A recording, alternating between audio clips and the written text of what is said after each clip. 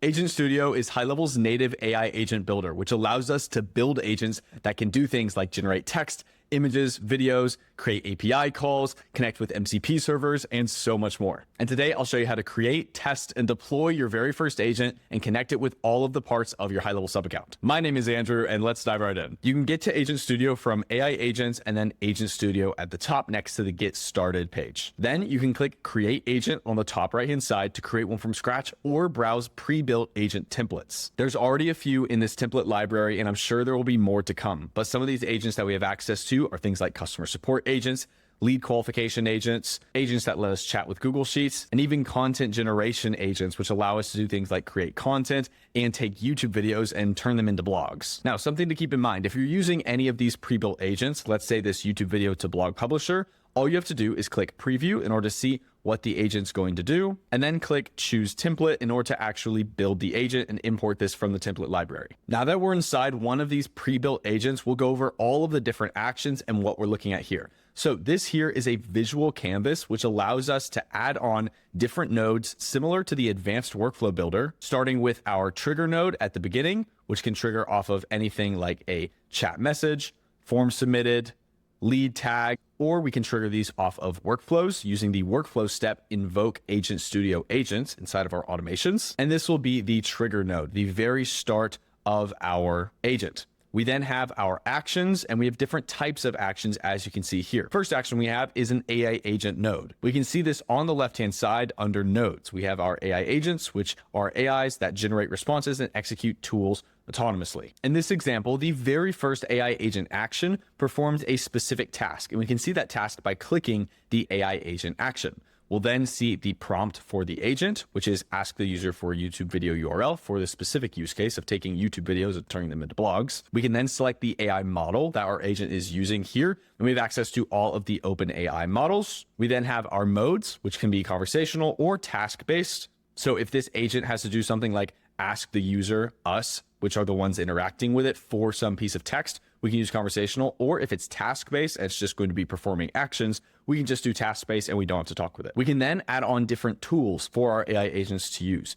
These tools come from the left-hand side, as you can see here, and these are just different tools which we can add to this AI agent card.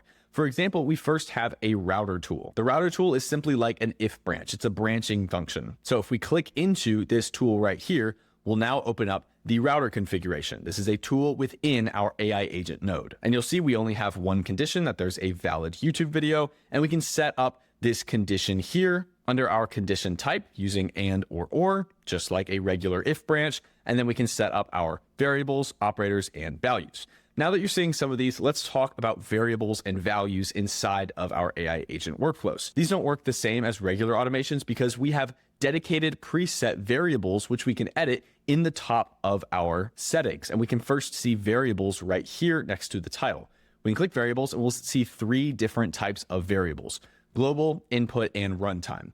Global variables are variables that stay the same across every single run, and you can set these hard-coded right here in the top. So for this case, we're doing things like API calls and interacting with our actual HighLevel location to create that blog. So we need to include things like our location ID, our GHL API token, and an API token for an external platform. This is where we set those values here. And we can set if those values are string, number, Boolean, or JSON. We can include descriptions, we can add new configurations, and so on here. Think of these as just the values that your AI agent is going to use inside of this workflow.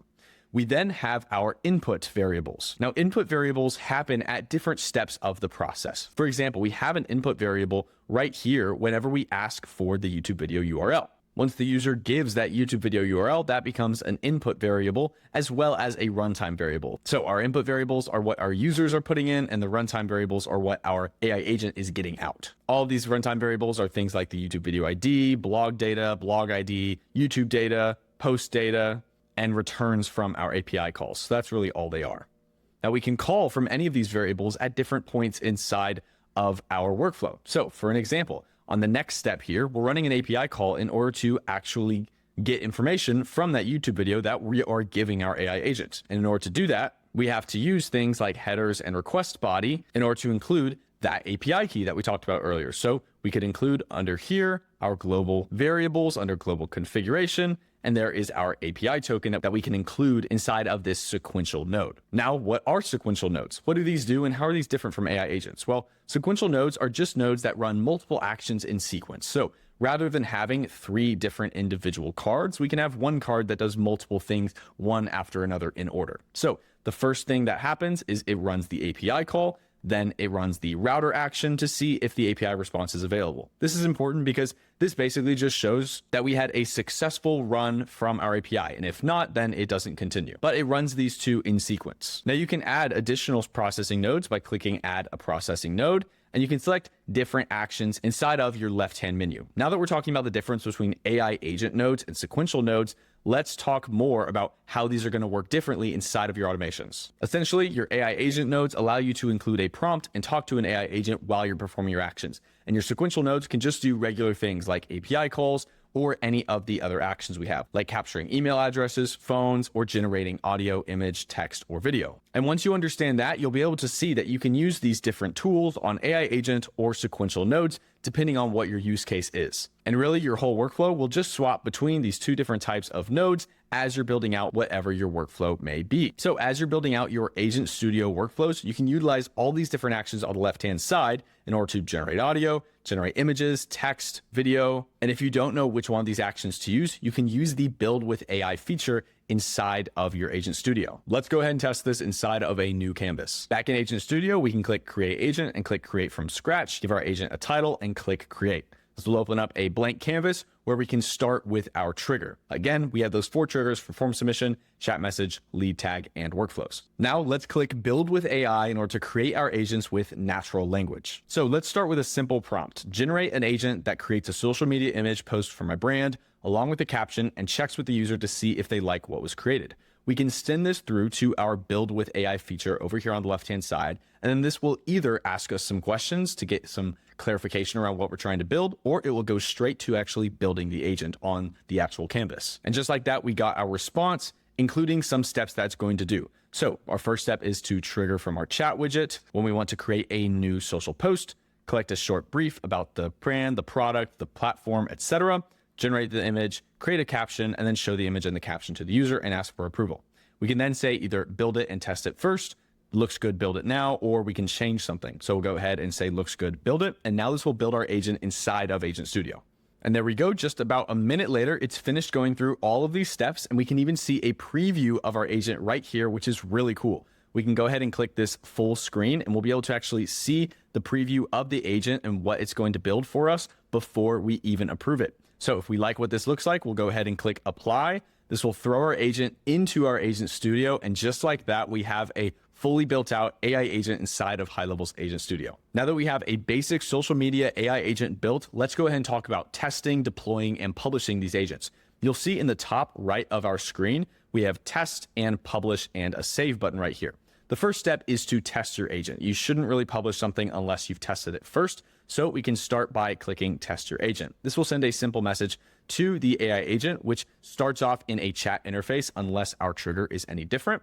And here we go. It's going through the process of asking for the brand name and taglines we want included. So we'll go ahead and include those now. We'll say the brand is HighLevel, the best AI marketing software on the planet, and it's out of this world. We'll go ahead and send this to our AI agent, and then it will continue asking us questions like we have set up. You'll see we went through that first text input. Then we have the second text input, and we'll go through each one of these steps right now in order to get all the information it needs for our social media post. We said that the post is for Agent Studio, and we'll say that it is for our Instagram feed. We'll choose the goal of this post as awareness. Then our audience will be high-level users. The key message will be to automate more and worry less. We will upload the HighLevel logo and some pricing and information like that. And lastly, I think that was our last text input, so it knows everything that it needs to know in order to generate our images. And again, we can collect all of this inside of, let's say, a form or anything else in order to run this inside of an automation. So you can do this at scale outside of the actual agent builder. And there we go. That's the image that we got back. And the great part about this is we can just add in some revisions like we told it to do. So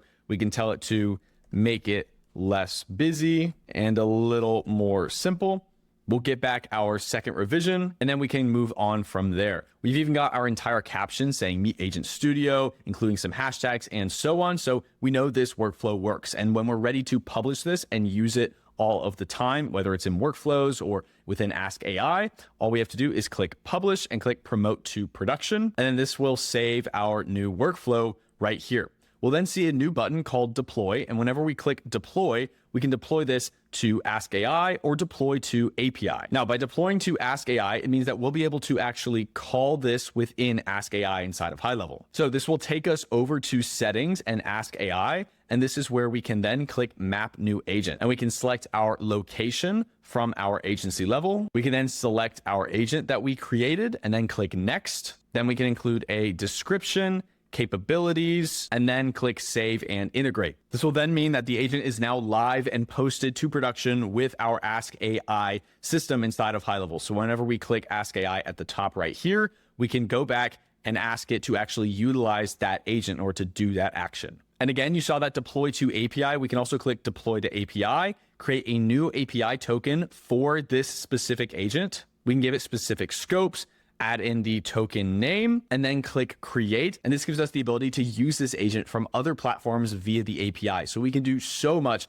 with this and even build marketplace apps around our pre-built AI agents inside of Agent Studio. Once you click create, you'll get your API token. You'll get that right over here under bearer key. You'll see the scopes. You'll see the preview of the code that you want to use, API guide and terminology. You can copy this code and then use it inside of other apps in order to utilize this agent inside of Agent Studio. So as you can tell, there's so much that you can do with Agent Studio, and this is going to be an absolute game changer when it comes to building AI agents inside of your HighLevel account. Of course, if you have any questions about generating AI agents inside of HighLevel using Agent Studio, feel free to drop a comment on this video or refer to the rest of the help doc. As always, my name is Andrew, and thank you very much for watching.